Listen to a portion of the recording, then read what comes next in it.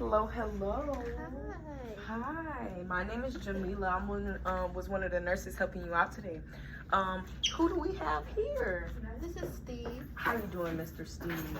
And who's the little one? What you guys come up with the name? Calamari. Calamari. Okay, that's a beautiful name. Well, I'm just here to give you a couple discharge instructions. Just a couple things to keep in mind when you guys are discharged from here. Okay. Okay, so the first thing we're going to talk about today is bleeding. Bleeding is normal. You want to be having light bleeding, and this may persist around up to like 4 to 6 weeks post the cesarean section. Okay. All right, and the doctor has given you a couple medications, for pain to help you throughout your time while it's healing and stuff. And things you could also take for pain are like ibuprofen, things like that. And sometimes, just a little repositioning can help out with the pain as well. I did hear no aspirin because it's a blood thinner. Yes, ma'am. So while you're healing, having aspirin or baby aspirin can slow down the healing process because it was a procedure, and you do currently have what we like to call a wound. So we want to make sure that it's not bleeding profusely through that side. Okay, hon? All righty. Now, are you a very active mother? Do you exercise and do things like that? I'm a stay-at-home mom. You're a stay-at-home mom? Okay. Well, that should actually be pretty good in this case because you want to make sure that you want to do light activity, post the birth, okay? No more than like about 15 to 30 minutes a day. So very, very light activity. You don't want to be going to the gym.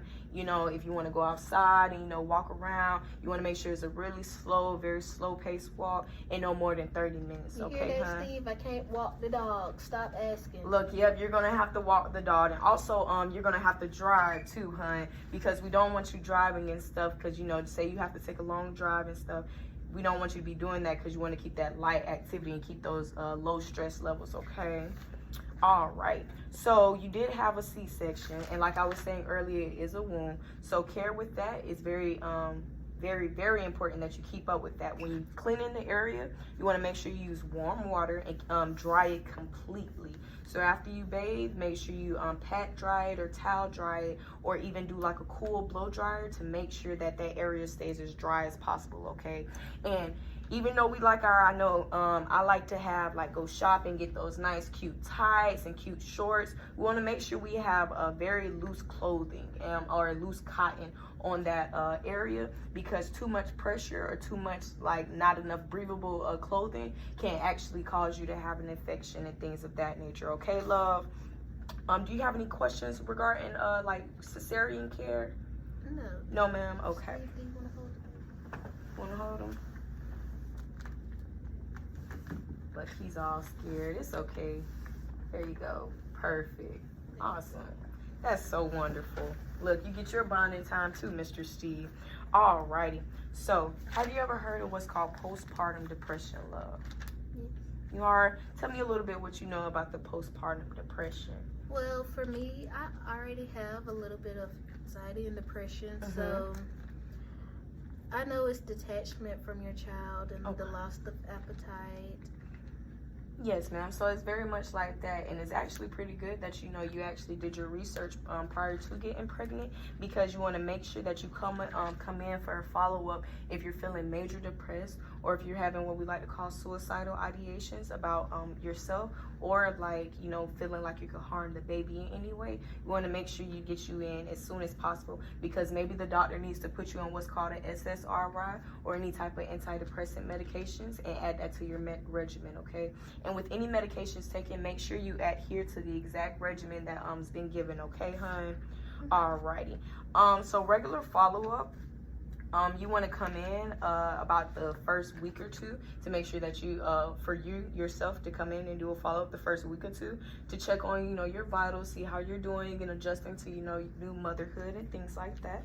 And see if there are any, anything we've mentioned, see if those, follow up on those things or, the depression or see any signs of infection, just to basically get an overall view of you during that time, okay? Now, with this cesarean section, you really want to make sure that you come in or call 911 or immediately go to the hospital if you have any type of bleeding or sharp excessive bleeding or sharp abdominal pain lasting more than 30 minutes to an hour. Like if you know if it's not a regular cramp and you know if it's making you really, really uncomfortable, we want you to come in, okay? Also, if you have any type of like blurred vision, or you feel like, you know, you're just not yourself and like you're feeling low, you're not as hungry, lost of appetite, very fatigued, you want to come in like that as well, okay? All right, do you have any questions about why you should come in for immediate medical attention? No, ma'am. All right, so let's talk about our new baby boy here. So when it comes to feeding, hun, you want to make sure you're feeding him about 1 to 2 ounces every 2 to 4 hours. So that can seem like a lot of feedings, but it's really important that he gets his nutrition and everything while he's in this big old growth stage. Want to make sure we feed him and make him big and strong. And when it comes to diapers, look, diapers. Mothers always come in here asking about diapers, but when a newborn around his age should be making and producing about 6 to 8 diapers per day. The first couple days it may be slow, especially with him getting used to the feeding schedule and things. But once you get that feeding schedule right and you getting those diaper changes, you'll start to see a gradual increase and you'll see those 6 to 8 diapers per day. Okay, Okay, I have a question. Yes, ma'am. I know it might seem a little silly. No. But we went out and bought Pampers and everything, but we forgot to get some newborn size Pampers. So is it okay if the hospital provides us with a pack of newborn Pampers? So at first, you know, we are able to give you a couple supplies before you know are able to leave out, and make sure you know you have the basics and everything, especially if there is a need for it. And if you guys are going to be a while before you guys get certain supplies, I can provide you with certain brochures and different programs that can help you acquire some of the supplies that a newborn will need. Okay, hun? Okay. Alrighty. Does that answer your question? Yes. Yes, ma'am. All right, now with that umbilical cord care is very, very important, because we don't that could also be a site for what we like to call a site of infection. We want to make sure that umbilical cord should stay dry at all times.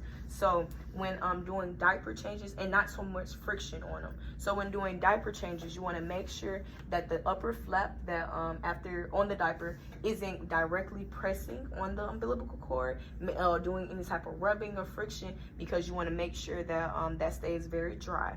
And when cleaning it and bathing your child, don't want to put any harsh soaps or anything on it, or anything. You want to do like if you have like a normal saline, or just like some very sterile water to clean them with on that umbilical cord, that'll work just fine.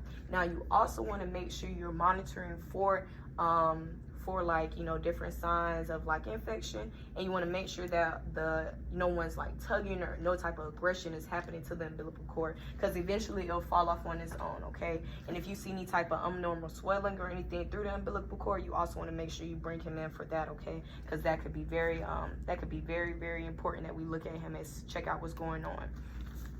Alrighty, and piggybacking off of that, talking about bath times.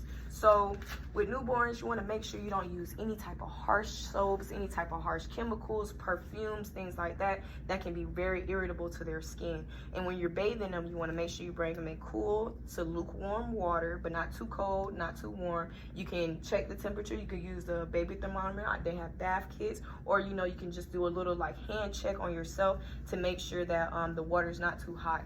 And you don't want to completely submerge them in the water. So if you want, you can have like up to like their half of their foot ankle or to their ankle amount of water, and making sure you're using a rag to drench and make sure you get those key spots and stuff. And you want to bathe them about 2 to 3 times a week. Anything more than that can be very harsh for their skin, and anything less than that can be like environments for bacteria to grow and things like that. So we want to make sure that hygiene is done properly. Okay.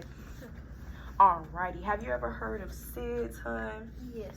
Okay, tell me a little bit what you know about SIDS. It's the sudden infant death syndrome. Okay. There's really no cause to it, but I do know you're supposed to keep the child on his back and in a firm bed, free of cluster. Oh yes, ma'am. See, then you got it all down pat. So yes, so SIDS is sudden death in an infant. And like how you're saying, when you got them going to sleep, you want to make sure it's clutter-free. Maybe just a thin blanket at the end, or just make sure they're bundled up so you won't have to use a blanket. Don't have any of their toys or nothing in the crib with themselves. And also make sure that you're not sleeping with the baby, because things like the cover and things that we use could also, you know, somehow stop the breathing. And, you know, we want to make sure that airway is clear as possible at all times, okay, hun?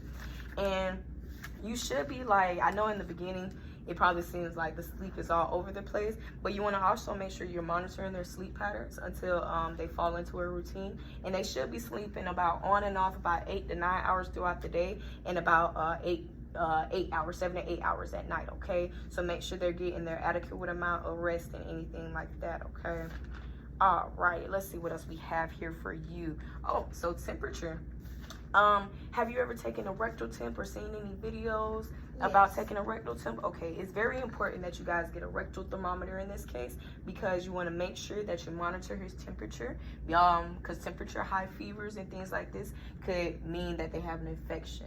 So with taking a rectal temperature, you want to make sure that anything over 100.4 could mean infection. But if it's like 100 or 100.2, that is an internal body temp, so it's just one of the most accurate body temps. But if you see it spiking a little bit over 100.4, you want to make sure you bring them in to get checked out, and we can look at them from that standard care, okay? Okay.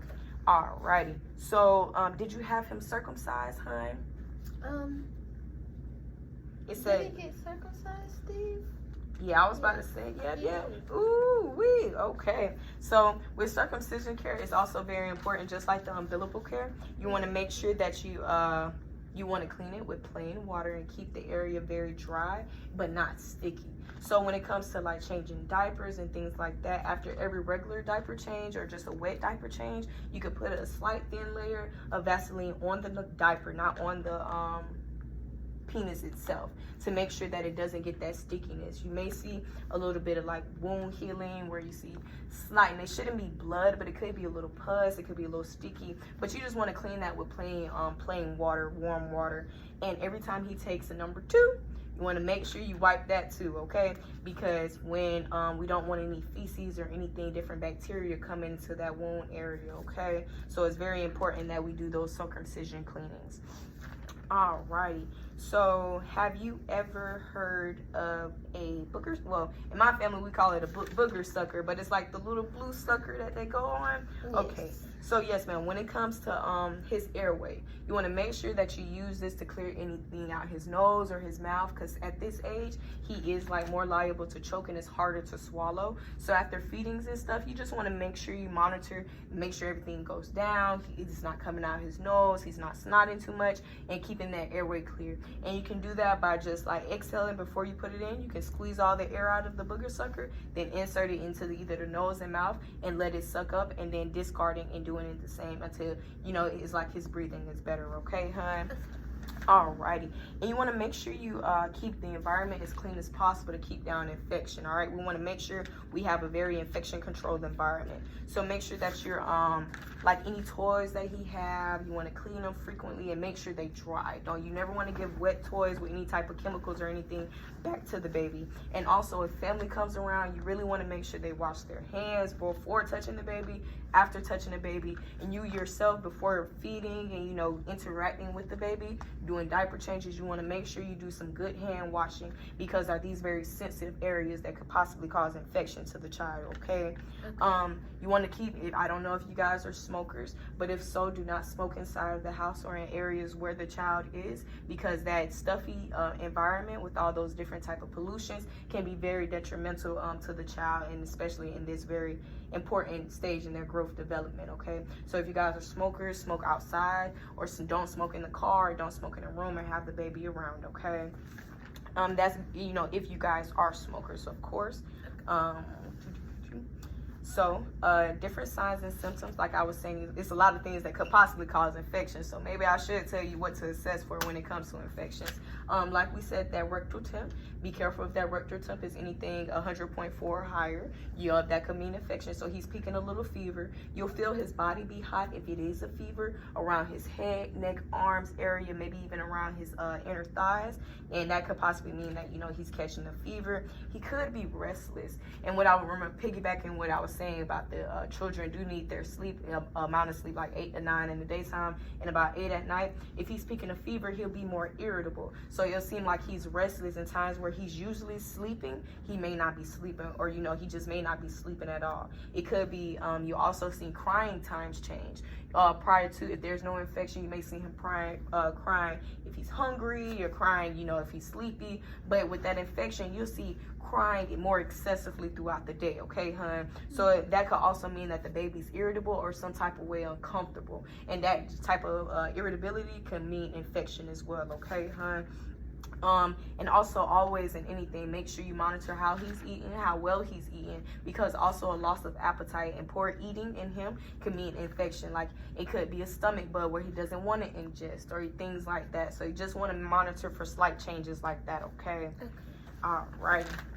And if things like this do occur and you feel as though he's peaking a very high fever and very restless and crying and irritable and things like that, you want to make sure you bring him in, because infection, especially with a circumcision or with the umbilical cord, it could be, you know, be very, very dangerous and harmful to the child. So if things are spiking like that, you want to bring him in so we can assess them and make sure we get him back down to a healthy baseline for you guys, okay? Alrighty, that's, you know, bring them in.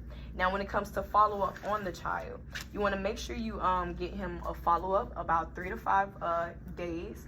And if anything, you know, you have any questions before that, you could bring them in as early as 1 to 2 days after today, okay? And then after those 3 to 5 days, you want to bring them in the first month, and then after that, like every 2 months. So you can bring them in the first month, the second month, then you do like month 4, month 6, things like that, up until like the first year, to make sure that everything is being seen and taken care of, okay, hun? Okay. Alrighty, do you have any questions for me, love? No, ma'am. What about you, Mr. Steven? You guys have a beautiful child. Beautiful child. Alrighty, well, you guys, I know you're tired. Get some rest. You're going to be driving anyway, so you might as well stay up. But, you know, that's all for me. If you guys are good, I'm going to go make sure I get this signed and get you guys in an envelope, and I'll come back and you guys will be ready to go, okay? Thank you. All right, thank you so much. Have a great day. You too.